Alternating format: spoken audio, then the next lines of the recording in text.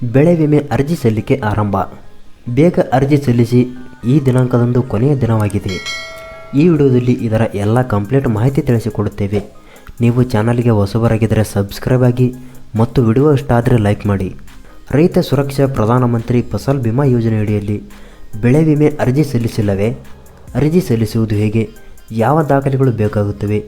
ಇತ್ಯಾದಿ ಮಾಹಿತಿಯನ್ನು ಈ ವಿಡಿಯೋದಲ್ಲಿ ತಿಳಿಸಿಕೊಡುತ್ತೇವೆ. ವಿಡಿಯೋವನ್ನು ಕೊನೆಯವರೆಗೂ ನೋಡಿ. ಪ್ರಕೃತಿ ವಿಕೋಪಗಳಿಂದ ರೈತರು ಬೆಳೆದಿರುವ ಬೆಳೆಗಳು ಸರಿಯಾಗಿ ಬರದೆ ರೈತರು ನಷ್ಟ ಅನುಭವಿಸುವಂತಾಗಿದೆ. ಅಂತಹ ಸಂದರ್ಭದಲ್ಲಿ ಸರ್ಕಾರವು ನೀಡುವ ವಿಮೆಯ ಮೊತ್ತವು ರೈತರಿಗೆ ಸಹಾಯವಾಗುತ್ತದೆ.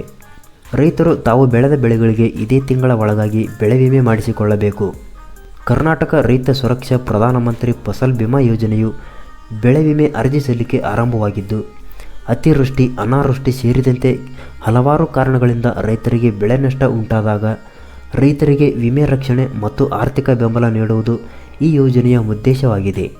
ರೈತರು ತಮ್ಮ ಬೆಳೆಗಳಿಗೆ ವಿಮೆ ಮಾಡಿಸಿಕೊಳ್ಳಲು ಕೆಲವೇ ದಿನಗಳು ಉಳಿದಿವೆ. ಯಾರು ಇದುವರೆಗೂ ಬೆಳೆ ವಿಮೆಗೆ ಅರ್ಜಿ ಸಲ್ಲಿಸಿರುವುದಿಲ್ಲ ಅಂಥವರು ಇದೇ ತಿಂಗಳ ಒಳಗಾಗಿ ಅರ್ಜಿ ಸಲ್ಲಿಸಬಹುದು. ವಿಮೆ ಕಟ್ಟಲು ಕೊನೆಯ ದಿನಾಂಕ: ಮುಸುಕಿನ ಜೋಳ, ಭತ್ತ, ಜೋಳ, ಸಜ್ಜೆ, ನವಣೆ, ತೊಗರಿ, ಹೆಸರು, ಸೂರ್ಯಕಾಂತಿ, ಎಳ್ಳು, ನೆಲಗಡಲೆ ಅಂದರೆ ಶೇಂಗಾ, ಹತ್ತಿ ಈ ಮೇಲಿನ ಎಲ್ಲ ಬೆಳೆಗಳಿಗೆ ಇದೇ ತಿಂಗಳು 31/7/2024 ಒಳಗಾಗಿ ರೈತರು ವಿಮೆ ಮಾಡಿಸಿಕೊಳ್ಳಿ. ಹೆಸರು ಬೆಳೆಗೆ 15/7/2024 ವಿಮಾ ಕಟ್ಟುವ ಕೊನೆಯ ದಿನ ಮುಗಿದಿದೆ. ಸೂರ್ಯಕಾಂತಿ ಬೆಳೆಗೆ 16/7/2024 ಮೊದಲು ವಿಮೆ ಮಾಡಿಸಿಕೊಳ್ಳಿ. ಈ ದಿನವೂ ಮುಗಿದು ಹೋಗಿದೆ.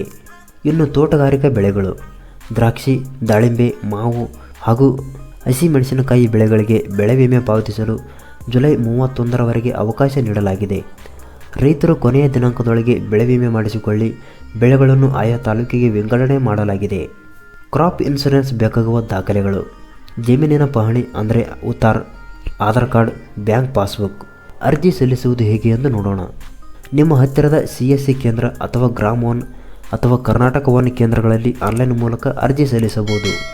ಈ ಮಾಹಿತಿಯ ಬಗ್ಗೆ ನಿಮಗೆ ಏನೆನಿಸುತ್ತದೆ ಕಮೆಂಟ್ ಮಾಡಿ ಮತ್ತು ವಿಡಿಯೋ ಇಷ್ಟ ಆದರೆ ಲೈಕ್ ಮಾಡಿ.